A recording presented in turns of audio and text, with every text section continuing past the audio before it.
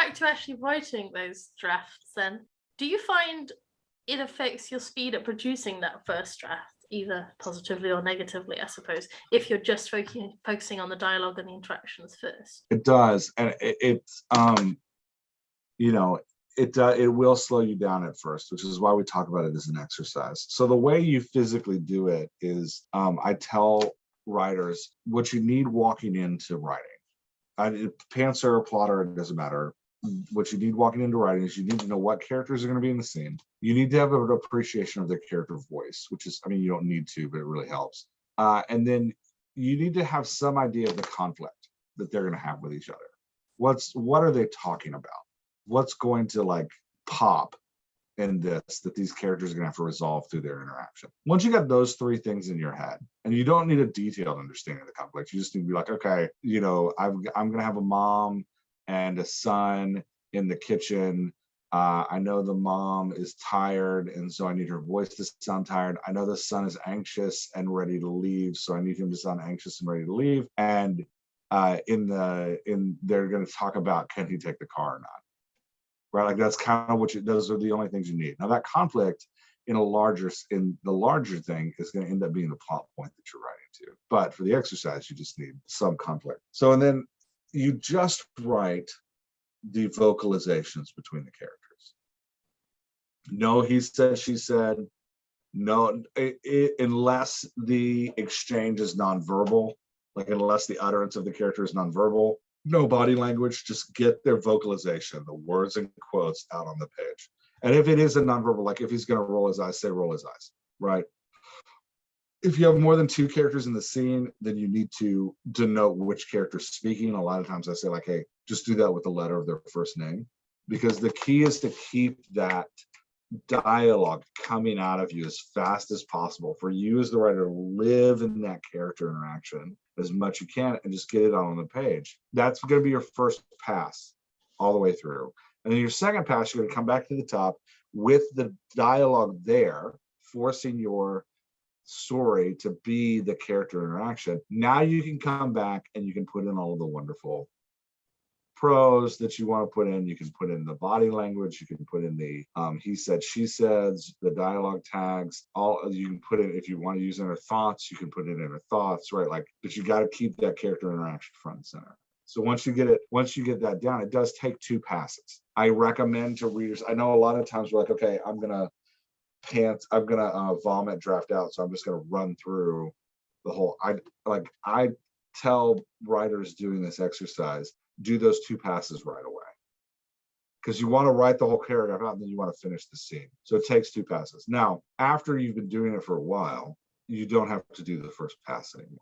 So I find like after you've done it like 8 to 9 to 10 times, the exercise 8 to 9 to 10 times, you're going to find that you start thinking about your scenes in the form of dialogue.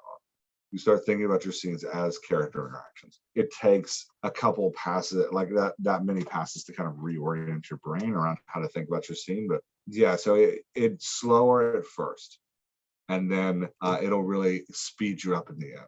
And I do find that like it helps your writing, because you end up getting away from this. A lot of times what I find kills writers up front is, how do I start this scene? And so we tend to start with like big summary paragraphs that you're going to delete anyway.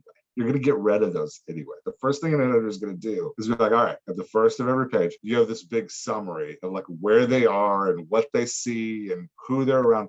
And a good editor is going to be like, cut, cut, cut, cut, cut. No. Or they're going to say like, you don't get to keep that description unless it tells me something about how the character's feeling in the moment, right? Like that's what a good coach / editor is going to say. It allowed dialogue, learning to write a dialogue-centric scene through this exercise gets you past all of that, because you start to learn like, oh, I could literally just start with a vocalization. Like I need to tell the reader who's speaking that I don't need this huge paragraph up front because I got it all out in the character interaction.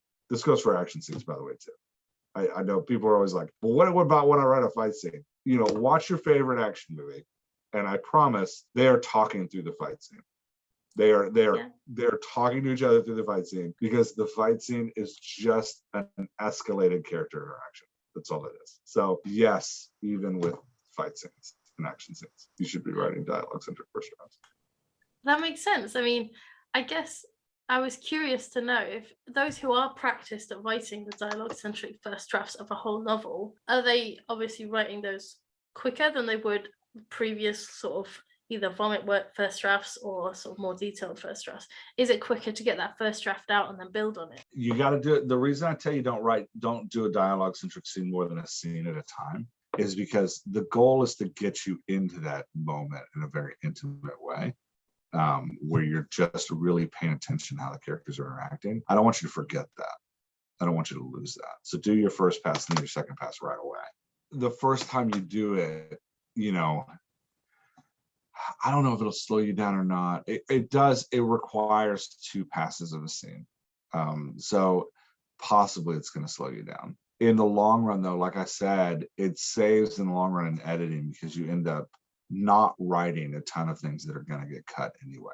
You will end up writing a bunch of conversations that may not be needed for your book, and you're going to have this rough. This happens with everybody who starts writing, you know, this character engagement focused draft. You end up having a bunch of conversations that are fun and that have these great emotional moments, but that have nothing to do with the plot of your book. And I promise your editor is going to give you back your book and be like, this is really fun, but I don't know. I think you have to cut it. I think you have to cut it because it has nothing to do with what's going on. So you will have things that you cut. I'm not saying that like, oh, this is going to streamline your editing process. So, but what it's going to get rid of is you're going to have much less your editor writing in the margins show, don't tell.